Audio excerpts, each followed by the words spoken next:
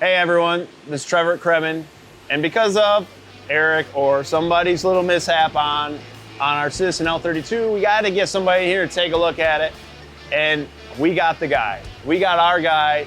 Our guy is Chuck Austerberry from Dynamic Machine, and he is going to come in and he's going to do a video with us on how to check machine alignment and adjust alignment on your Citizen Swiss Lathe.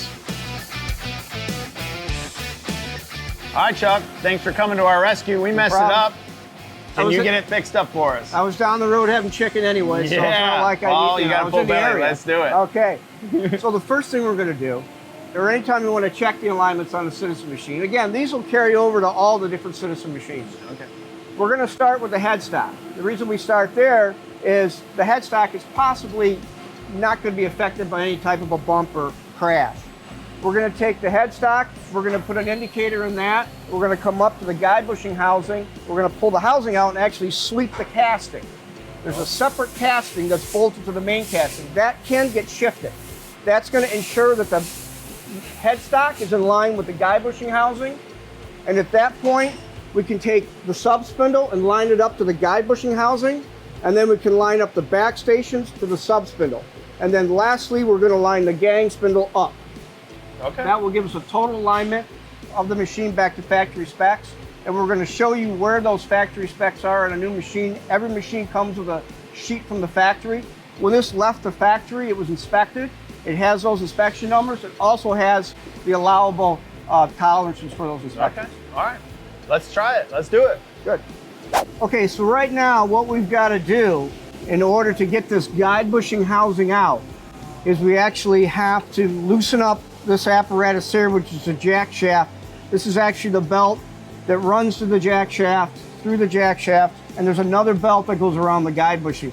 So this is a synchronous rotary guide bushing setup. So as I turn the main spindle, the guide bushing also turns. So what we're doing now is exactly the same procedure that's in your manual that would allow you to go to what we call non-guide bushing mode. Except we're just going to loosen this apparatus up, allow us to get the belt off the guide bushing and pull it out. This jack shaft has to be kept straight. It can't be cocked. There are adjuster bolts that are set and locked in place. Do not turn those, because when you go to bring this shaft back up against those bolts, that's what's going to ensure they're straight. If you inadvertently turn one of those, it'll get it cocked, and as this headstock runs forward, you're going to be pinching that jack shaft, which will cause premature bearing wear, noises, and whatnot in this system. This casting is what we're going to loosen up. It's actually sitting against this stop bar, which is perfectly straight right now.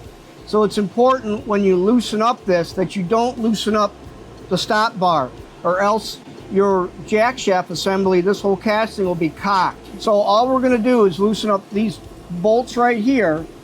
There's one Allen head screw here and one here that will allow us to take this casting away from the stop block.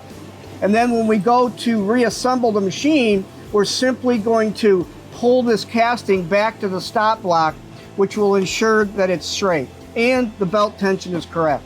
Okay, so we can see that the drive apparatus, jack shaft, whatever we want to call it, is loose. The belt's loose, which tells me that the guide bushing belt is loose. Now we're able to come in from the other side and remove the guide bushing and go ahead and set our indicator up to sweep the housing that the guide bushing sits in. Okay, last step on this side is we're going to remove the back portion of the guide bushing cover. We'll be able to see the belt and take the belt off the guide bushing pulley. Okay, I've removed the belt from the back of the pulley. It actually came right out, which is a good time, I suppose, to check and make sure none of the teeth are missing. And we do have a little bit of this particular belt.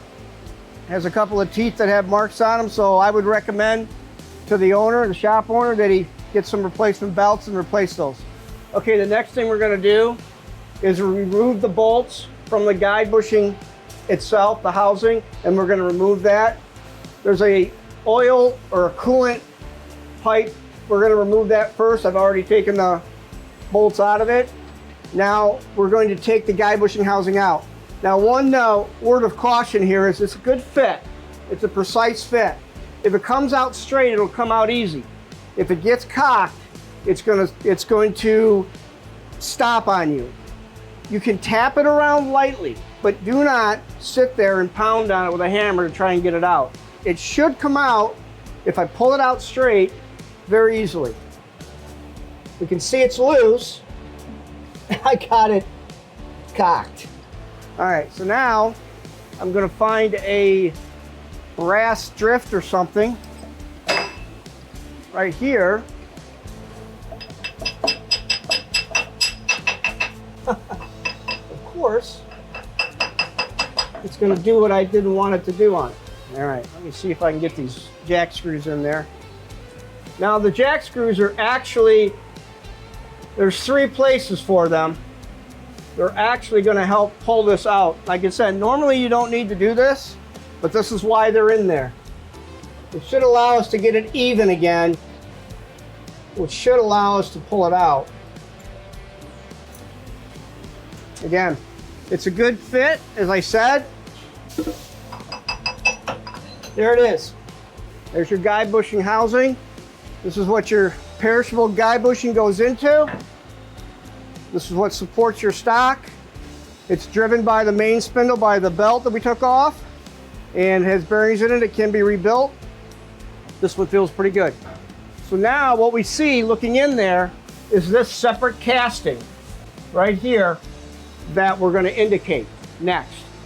That's going to make sure that our guide bushing is in line with our main spindle. Again, that's where we want to start our alignment check. Okay, so now we're actually going to install the indicator into the main spindle and indicate the bore. We recommend that you use a good 1/10 indicator to do the final adjustments. Sometimes you want to use a 1/2 indicator to get started, because if you're knocked way out, the travel is so much less. I've seen it where it actually pegs the needle one way or the other. But this should be pretty close to being right on. We're going to go ahead and put this indicator in here. We like to use the inter-rapid indicator because it has a swivel on it. Also, you want to have a rigid setup. You don't want to have gravity influence any of your readings when you're doing this. Close the collet up. Now I'm going to bring the indicator through. All right, so now we're going to take the indicator and come to the bore. It's pretty sensitive, but now you'll see we have the indicator zeroed out. We're at the 6 o'clock position. Now we're going to simply go around, check the alignment. We've moved to the 9 o'clock position. We're a couple of tenths, that's good. Come around to the 12 o'clock position, and of course I'm going to need a mirror for that. That one's also about 2/10, which is excellent. 3 o'clock position. Looks good. Back to 0. So that's right on, but hey, maybe I have my indicator pegged, so I like to take and grab it, move it. Nope, I've got travel on both sides. That was a good check.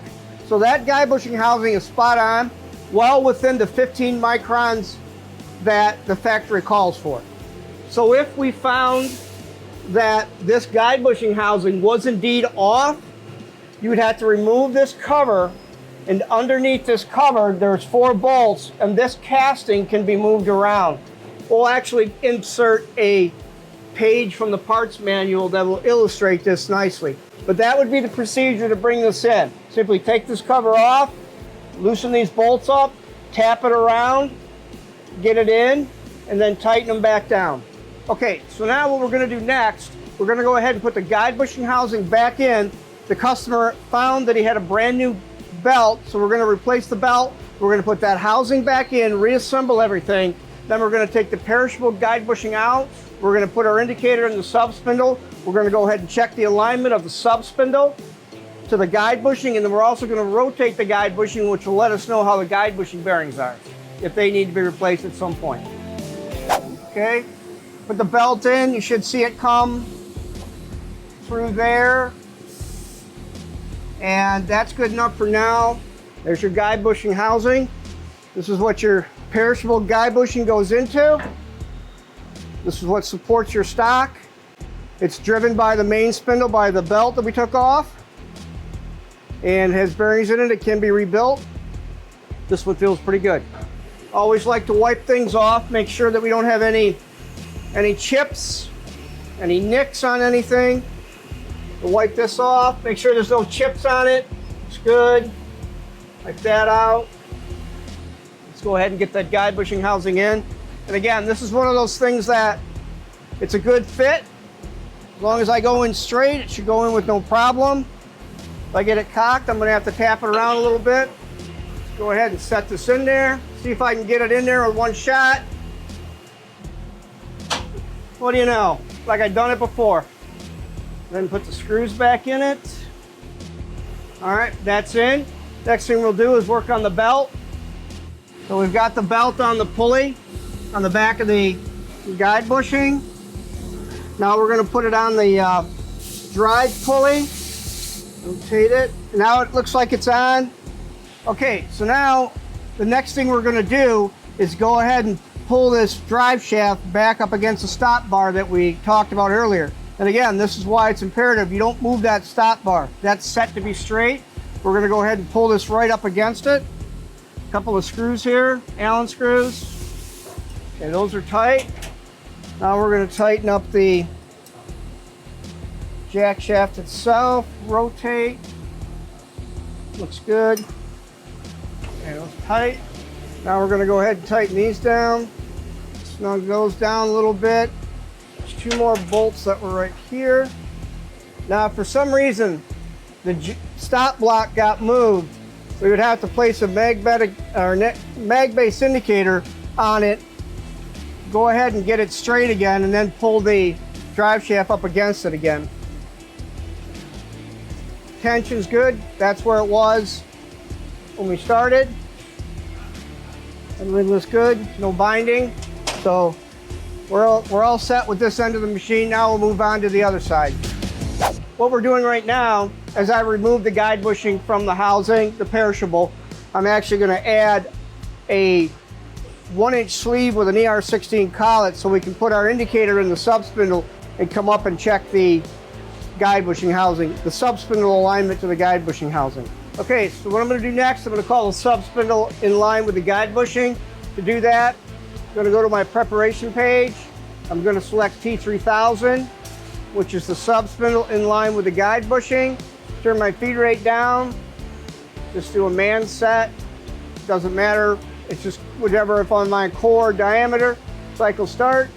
Now I always do this with the feed rate down. On the Citizen, nothing's going to move with the feed rate down. I can able to go up a little bit with my feed rate. Make sure I don't have anything in the way or something's going to happen I didn't catch. Everything looks good. If there was something I didn't like, turn my feed rate down, stop right there. But we're okay. So we're going to let it go all ahead in center line. Perfect. Okay, now we're going to put our indicator in there. We've got our ER16 in place. Nice rigid setup. It's very important that the setup you use on these alignments is rigid. You don't want any gravity to influence any of your height adjustments. So what we're going to do now is we're going to go ahead and jog this forward. I'm actually going to take the indicator up to the taper where the guide bushing would sit. Take my feed rate down a little bit so I'm going a little slower.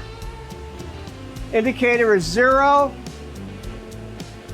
And it appears as though we're off a little bit side to side.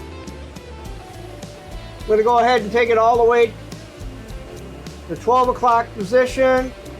We should be within a half a thou all the way around. And we're not. It appears as though this is off side to side. So we're off quite a bit, looks like. If we zero it this way, when I come around here,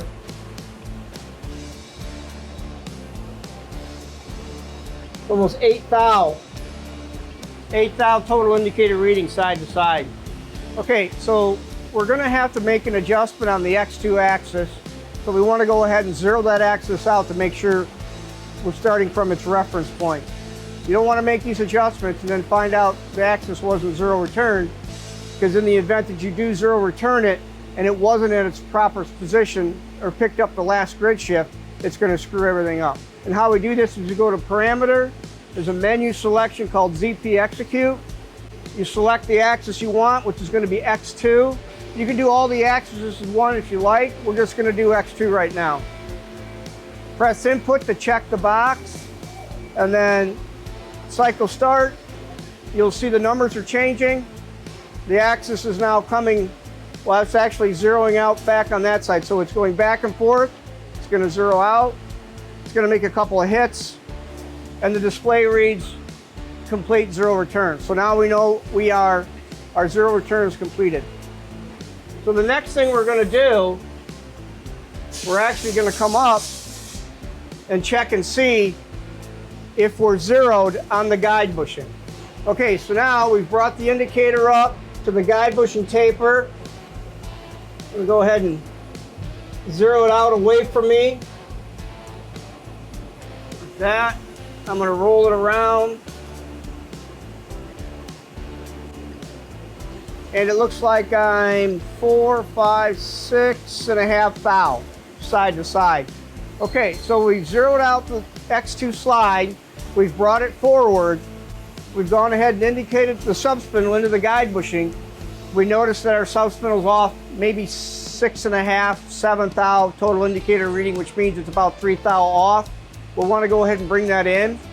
So the procedure in which we do that is we're actually going to do what we call a grid shift for the X2 axis. We always want a grid shift when we put T3000, which is a sub-spindle, in line with the guide bushing. So there's some things we have to do with the control. What I'm going to do is I'm going to G50 X0, which is a command to zero out the work position on X2 axis. That way, when we adjust the axis to bring our indicator to zero, we'll know precisely how much we changed it. So now we see our X2 is 0. Now if I go to jog and I move X2 axis, see my indicator moving now. I'm going to go ahead and go to the 3 o'clock position, grab my mirror, zero my indicator out, come around here,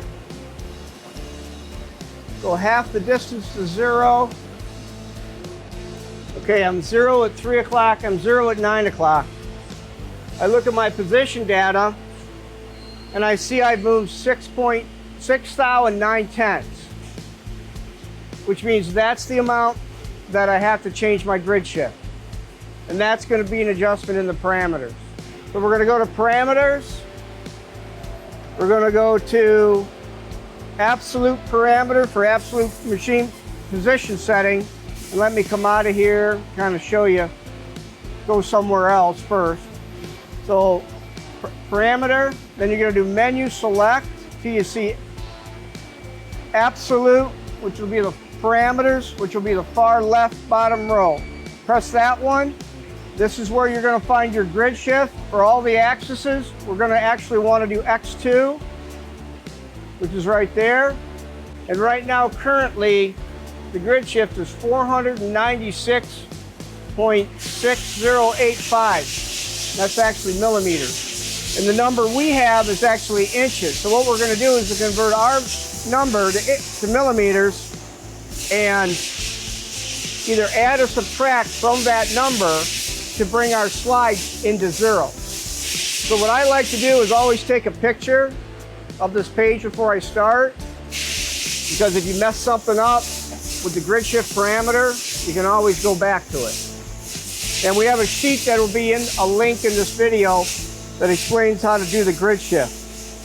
So our grid shift is off by 0.175 millimeters.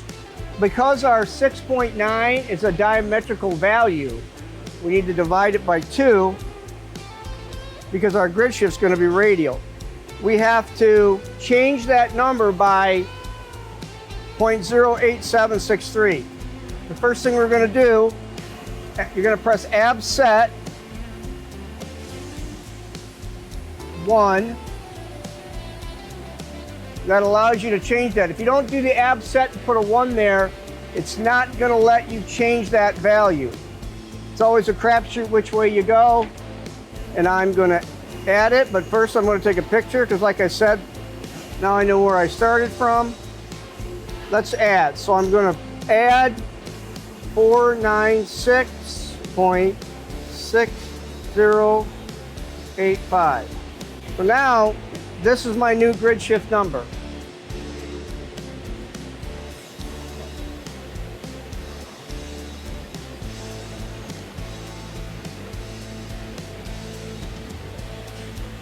Okay, now we're going to power the machine off and re-zero it and do this check again. And hopefully we're right on the money, or we're double the amount we were off before, which means we went the wrong way, which is 50-50 shot. Okay, so we're going to re-zero out X2 axis after we've powered it down. Check the box. There it goes. Now this is going to re-zero. Now I always like to power it down and do it one more time.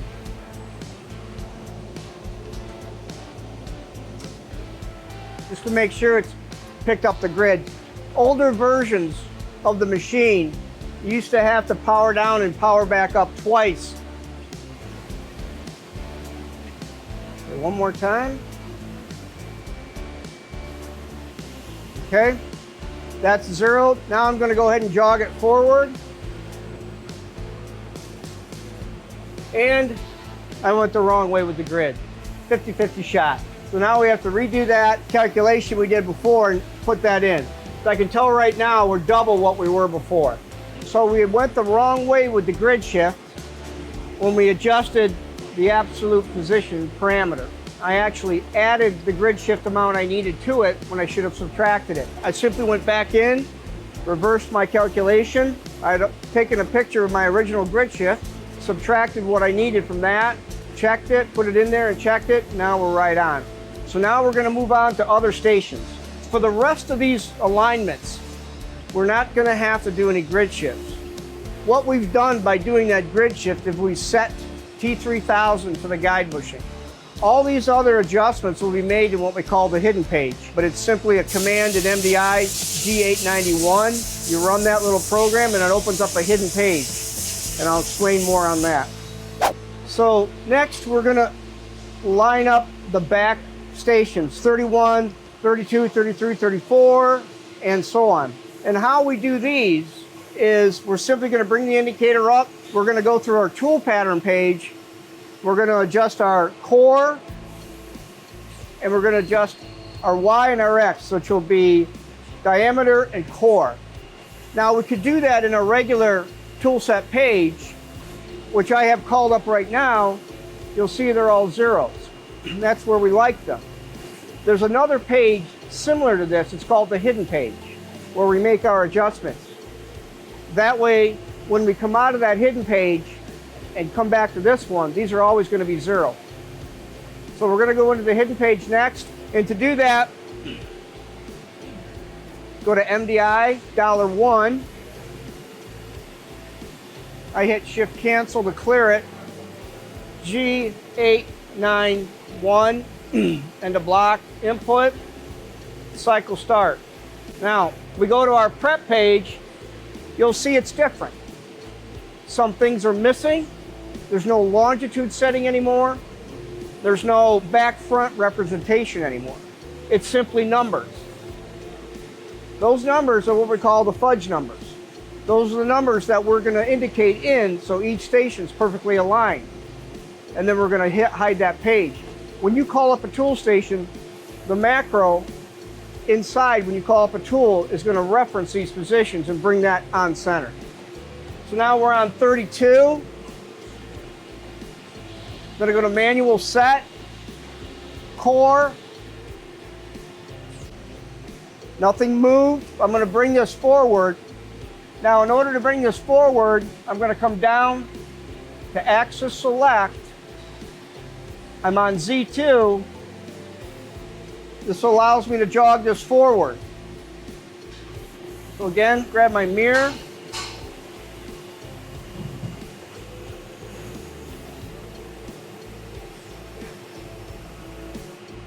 Zero this way. So I'm off, almost all the way around. I'm going to go up to diameter. Even though it says diameter on this page, that's gonna reference this x-axis, which is off that way. We wanna bring that in. So again, I'm on diameter. You'll see numbers are moving up there as I move the dial. Now I'm gonna watch my indicator. Now my indicator is moving back towards 0. I'm gonna go ahead and 0 it this way. Now I'm checking side to side, so I'm checking 3 and 9 right now. 6 and 12 I'm not worried about right now. Come back here.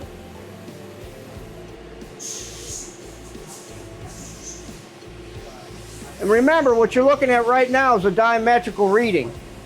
So all I have to do is go half the distance back, 0 it, go ahead and check. Make sure I'm 0 that way. I'm 0 that way. So side to side, I'm good. You'll notice there's a number in here under diameter.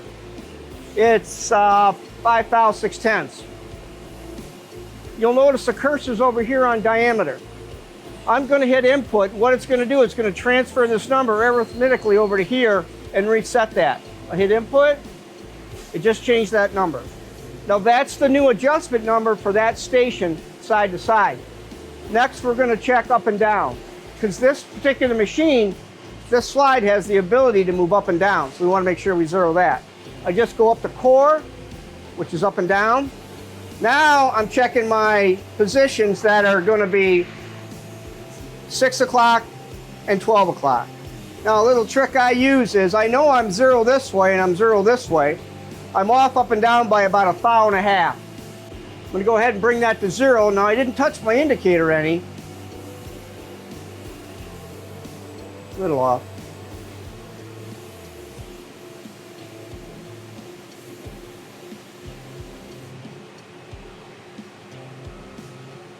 Perfect. Within 1/10 all the way around. So now again, there's a number in my core setting. This is the amount that I had to adjust it with the hand wheel to bring it in. But I want to go ahead and save that number or adjust the one that's actually in the core for 31. Go ahead and hit input. There you go. 31 is now perfectly aligned to the sub-spindle. Now, you're simply going to repeat that process for all the stations, 31 through 39. The same procedure. Just put a drill holder in there or something.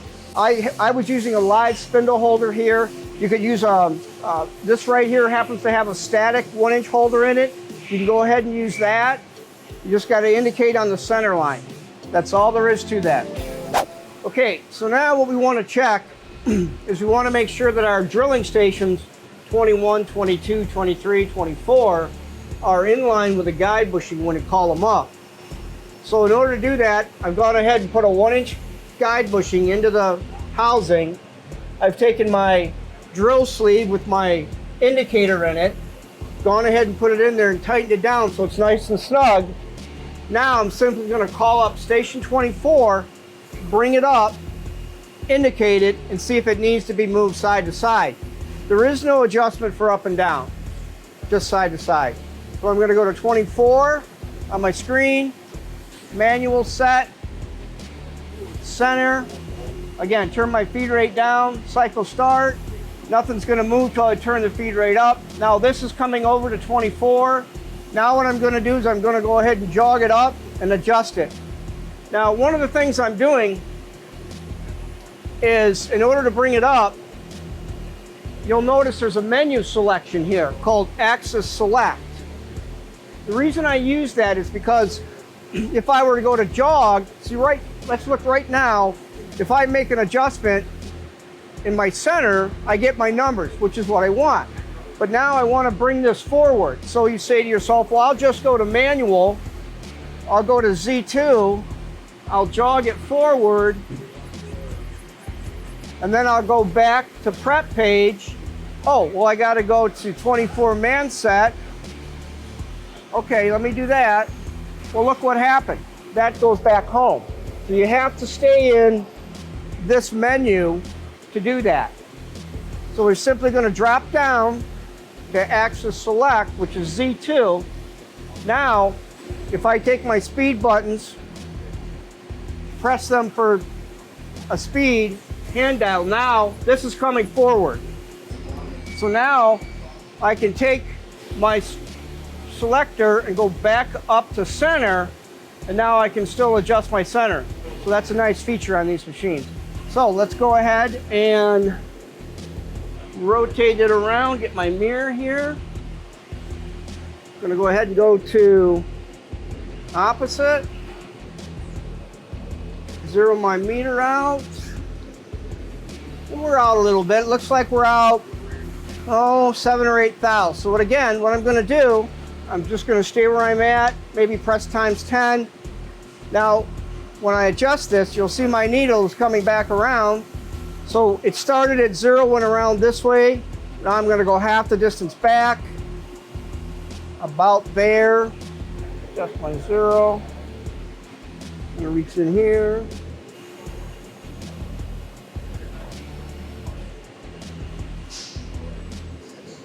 Bang on, as they would say in England, I guess.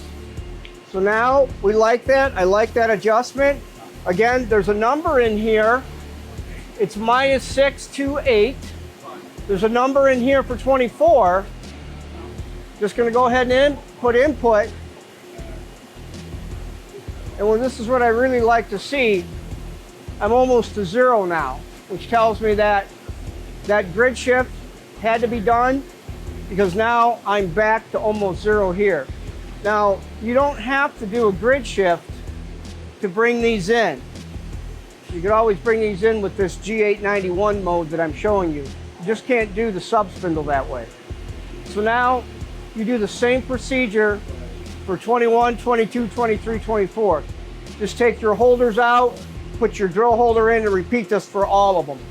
But I'll show you another little trick. Every one of these that's in here now, including the one that we just changed, was 7 thou 2/10 or thereabouts. This casting is a one-piece casting, and it's drilled and bored from the factory to be, I don't know, 50 millimeters apart. So when you go to do your adjustment, you adjust the first one. 99% of the time, the other ones are going to follow it because they're the same casting. So you can go back in and check all these if you want. Normally what I do to save time, I just go in here and actually make these other 3 the same as 24, and you should be good. So that side's done. The last thing to do is to check the B axis, and this will be done. Okay, so now we're gonna go ahead and line up our B axis stations to the sub-spindle. And those are gonna be 51, 52, 53, and 54. So I'm gonna go over to 51 right now. I've called it up. I'm going to go man set, core, cycle start. And again, nothing moves until I turn the feed rate up. I'm going to turn it up slow, watch it come over. Now it's in line. I'm going to bring the sub-spindle up. Again, I'm going to go down to axis select. Z2 pops up. I'm going to go ahead and jog it forward. And mirror.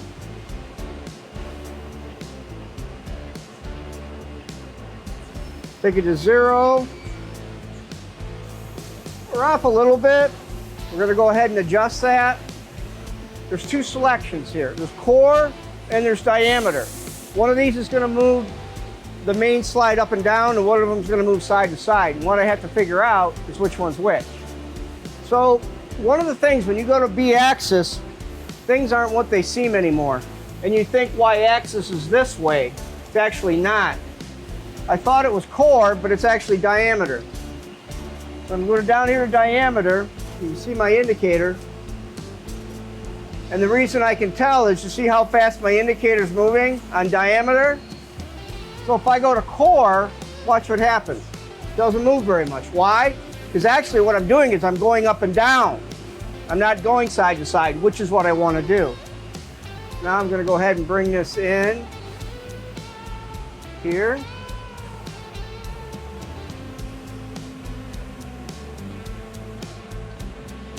Zero that way, 0 this way, but now I got to come 0 up and down. I'm off a little bit.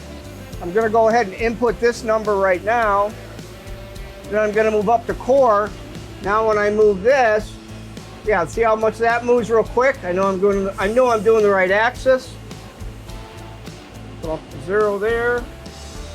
And we're within a couple tenths all the way around. So station 51 is lined up. I'm gonna go down to 52 now. Tell it to do, it's gonna index to 52 or move to 52. That's gonna go home. That's gonna go up. Okay, same thing. Go down to axis select, Z2. Jog it up. Go to 0.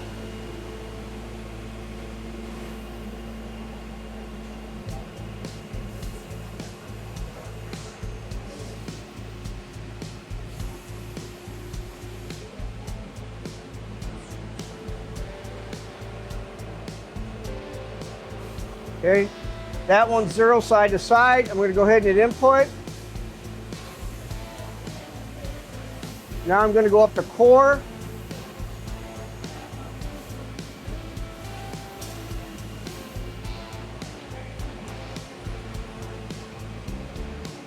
Zero. Input.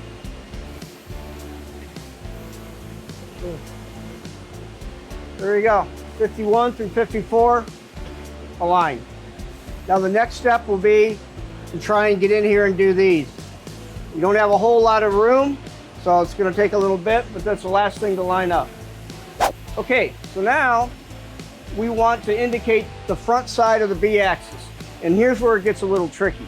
You can see that there really isn't a lot of room in there. And we thought we had a small enough indicator to get in there with a long bar to reach through and indicate it, but we don't. You need even a smaller indicator to do that. But we're going to go ahead and line it up using the back side. And how we can do that, and the reason we're going to do that, is this. This spindle is the same spindle all the way through. We've established that this head is straight this way. And we know that this sub-spindle, because our first check was to make sure this was in line with our guide bushing. So if we know this is in line with this, and this is in line with this, if we simply line the back up, or the front, this station here, which is 12, using the sub-spindle and the pin in the back, we should have pretty close numbers to what we have in the back. Now if you need an exact indication or tramming it in, you're going to have to get a small indicator to get in there. It's very hard. Another thing you could do, I suppose, is take the guide bushing housing right out and go ahead and bring the head in that way. But we're going to go ahead and do it this right now just to show you a quick way to do it in a way that for all practical purposes is going to be fine. So we've taken a picture of the numbers 51, 52, 53, 54. These, we know these are good. So we're simply going to go to the 11, 12, 13, and 14, and we're going to put the same numbers in. I've already done 50 or 11. I'm going to do 12. So to do that, I'm simply going to go 12, machine set, and then I'm actually going to go to absolute because I'm just going to punch the number in I want. Normally when you're doing your adjustments with the indicator, what you want you must have it on incremental. So whatever reading you get is added or subtracted to what's already in there. At that point, you don't want to absolutely change it. In this case, I want to absolutely change it.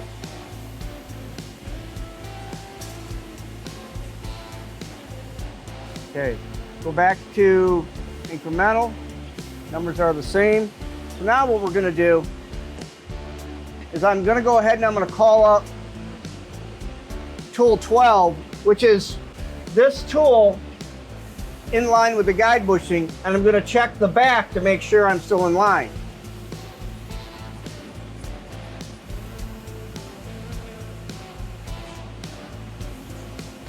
And I'm in line. So once again, we know the sub-spindle is in line with the guide bushing. That's been checked. We know that this station is in line with this station. It's in the same holder. We've lined this station up to the sub-spindle. Put the same numbers into this side, which would be T13. We just called up 13 and checked it in the back, and we're dead on. So now we know that B-axis is lined up, X and Y on all the stations. So now that we're all done with our adjustments, we want to make sure we go to the regular page for tool set, not the hidden page. So we can see right now that we're missing some information or some adjustment boxes we usually would have. That's how we know we're in the hidden page. We're going to go to MDI, $1. You'll see the last code that was executed was G891. That gets us into the hidden page. The code to get us out is simply 890. We input that. We cycle start. That's a mini macro program that runs. We go back to our preparation page. Now we're back to our normal page. So that covers basic alignment checks and some tweaks on alignment. Now this was done on a machine that was in production. We weren't having any accuracy issues or anything else. We just simply wanted to get in there, check some things out.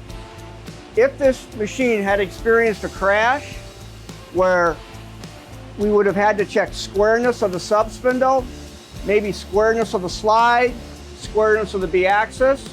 Those are a little bit more involved. Covers have to come off. We'd have to show you where to loosen things up, and we're going to do that in future videos. But for now, this is a good basic alignment for a machine that simply needs a good PM.